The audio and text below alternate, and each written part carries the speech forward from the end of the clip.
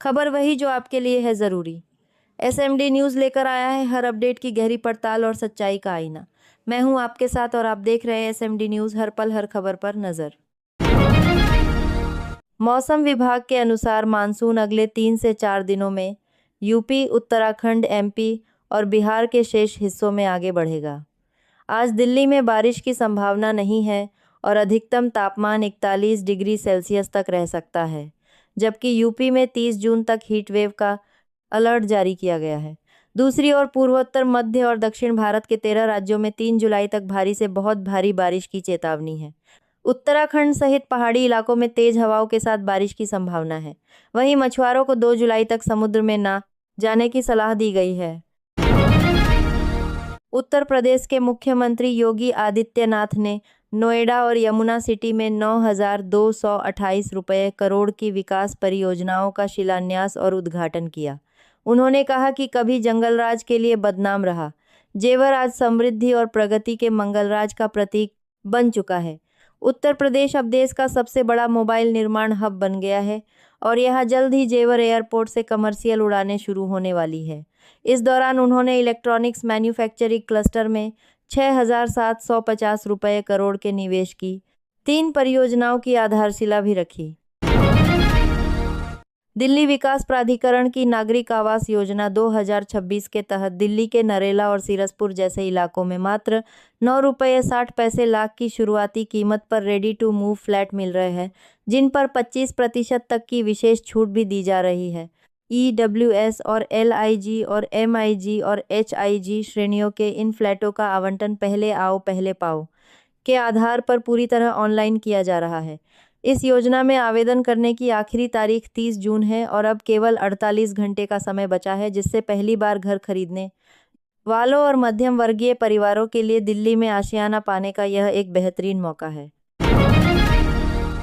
भारत ने भूकंप प्रभावित वेनेजुएला की मदद के लिए ऑपरेशन अमिस्ताद के तहत बड़ी मानवीय सहायता भेजी है।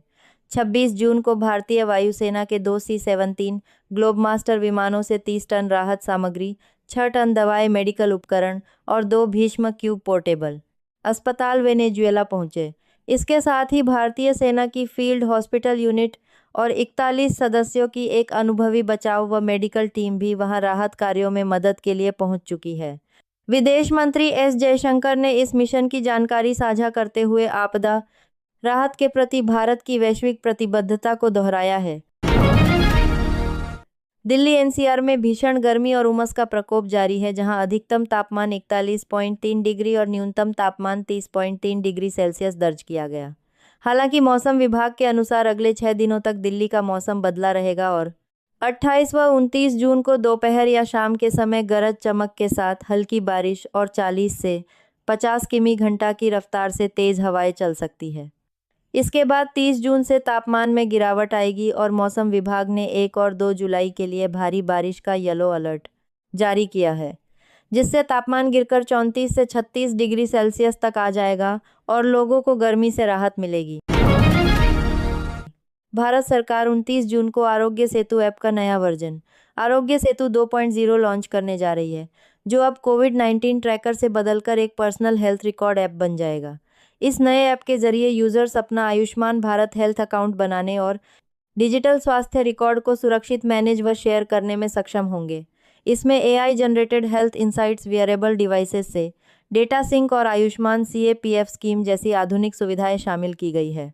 इस बदलाव का मुख्य उद्देश्य मरीजों को अस्पतालों में डॉक्टरों और ब्लड बैंक की खोज से लेकर कैशलेस इलाज तक की सेवाएं आसानी से सुलभ कराना है।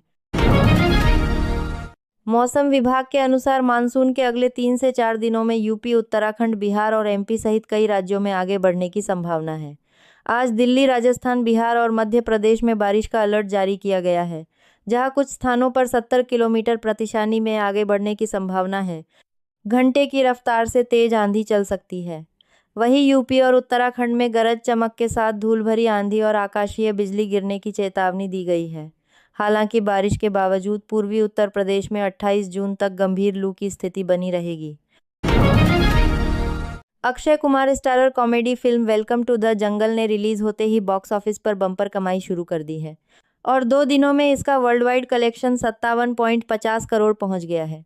अहमद खान के निर्देशन में बनी इस फिल्म ने पहले दिन 19 करोड़ पहुंच गया है और दूसरे दिन 20 करोड़ का नेट कलेक्शन कर भारत में कुल 39 करोड़ की कमाई की है।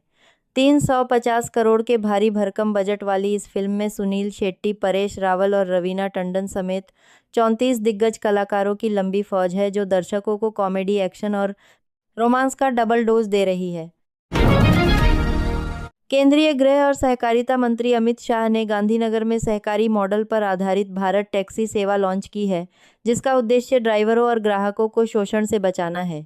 प्राइवेट ऐप्स पर निर्भरता खत्म करने वाले इस मॉडल से करीब 7 लाख पार्टनर जुड़े हैं, जो इसके मालिक और शेयरधारक भी होंगे। गुजरात के सभी प्रमुख शहरों में शुरू हुई इस सेवा में 2 व्हीलर ऑटो और 4 व्हीलर कैब के विकल्प मिलेंगे। इसके सफल संचालन के लिए गुजरात मेट्रो और म्यूनिसिपल कॉरपोरेशन जैसे कई संगठनों के साथ MOU भी किए गए हैं। जुलाई 2026 से कई बड़े वित्तीय बदलाव लागू होने जा रहे हैं, जिसके तहत ETR 1 और ITR 2 दाखिल करने की अंतिम तिथि 31 जुलाई तय की गई है। इसके अलावा आधार में मोबाइल ऐप के जरिए ईमेल ID अपडेट कराना 31 दिसंबर तक पूरी तरह मुफ्त रहेगा, जबकि सामान्य और तत्काल पासपोर्ट बनवाना अब महंगा हो जाएगा। वहीं SBI क्रेडिट कार्ड के रिवॉर्ड पॉइंट्स और HDFC क्रेडिट कार्ड के घरेलू लॉन्ज एक्सेस के नियमों में बदलाव होगा तथा बैंकों द्वारा मिस सेलिंग करने पर ग्राहकों को पूरा पैसा और मुआवजा दिलाने के लिए RBI के सख्त नियम प्रभावी होंगे। अयोध्या राम मंदिर दान चोरी का मामला अब सुप्रीम कोर्ट पहुंच गया है, जहां इस मामले को सोमवार को मेंशनिंग के लिए सूचीबद्ध किया गया है। SIT की रिपोर्ट के आधार पर ट्रस्ट द्वारा दर्ज कराई गई FIR के बाद पुलिस ने बड़ी कार्रवाई करते हुए सभी 4 मुख्य आरोपियों को पहले ही गिरफ्तार कर लिया है और उनके ठिकानों पर छापेमारी कर सबूत जुटा रही है। इस मामले में बैंक अधिकारियों और कर्मचारियों की मिलीभगत के भी संकेत मिले हैं, जिसके बाद राम मंदिर ट्रस्ट के महासचिव रहे चंपत राय ने अपने पद से इस्तीफा दे दिया है। पश्चिम बंगाल में 21 जुलाई को शहीद दिवस मनाने को लेकर ममता बनर्जी और बागी तबरत गुट के बीच असली TMC साबित करने की होड़ मची है। दोनों गुटों ने कोलकाता पुलिस से विक्टोरिया हाउस के सामने सभा करने की अनुमति मांगी है।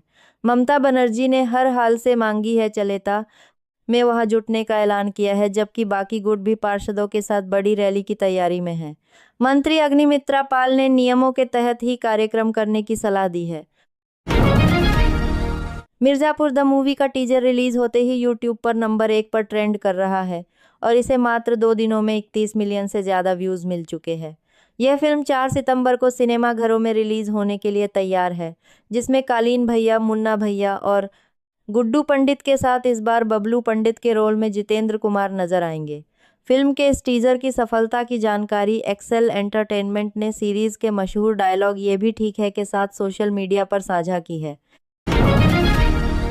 भारत अब मोबाइल और कंप्यूटर के सबसे महत्वपूर्ण हिस्से एडवांस प्रिंटेड सर्किट बोर्ड का निर्माण खुद देश में ही करने जा रहा है, जिससे हर साल आयात पर खर्च होने वाले करीब 40,000 करोड़ बचेंगे।